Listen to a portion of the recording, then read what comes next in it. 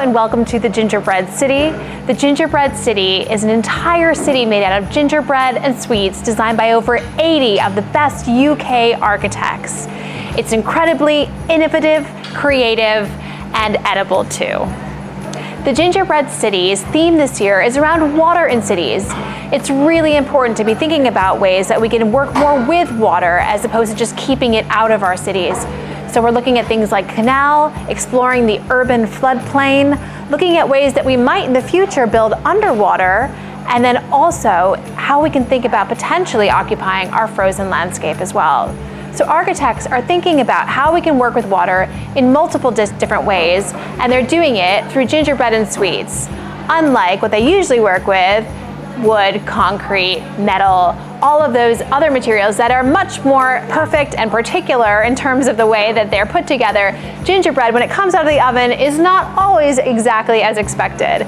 So architects have this challenge to work with gingerbread and the sweets that you find every day to create these magical creations that create wonder and inspire people to get involved in the built environment and be curious and engage with architecture.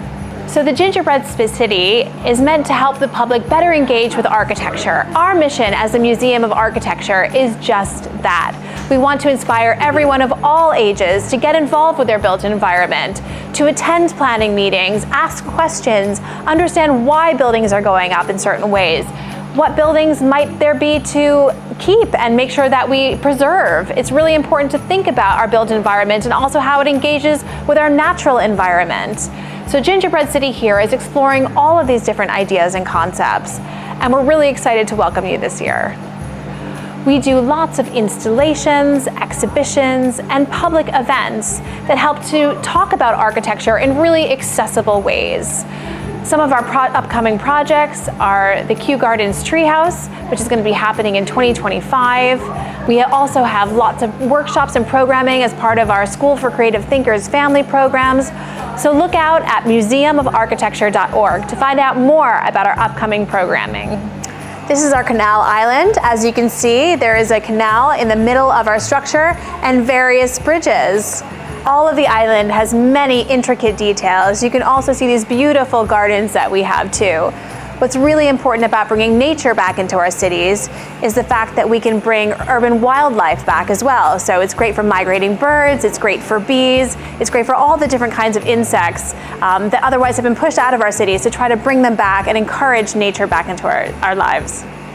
This is the underwater island, and it's really exciting because underwater cities don't yet exist, but they might in the future. And this was an opportunity for architects to look at ways that we might explore living under our oceans. We have all kinds of fish and nature. How can we live better together with nature? How can we consider how our impact on nature? So the built environment has to work with the natural environment, and this is something that architects are really exploring. This is our urban floodplain, and architects are looking at ways that they can build structures that better meet the water. So where the water meets the land, it's really important to think about ways that the water can move. So having buildings that float or buildings on stilts, how can we better work with our water in these examples? Our frozen landscapes are in danger, and we know this.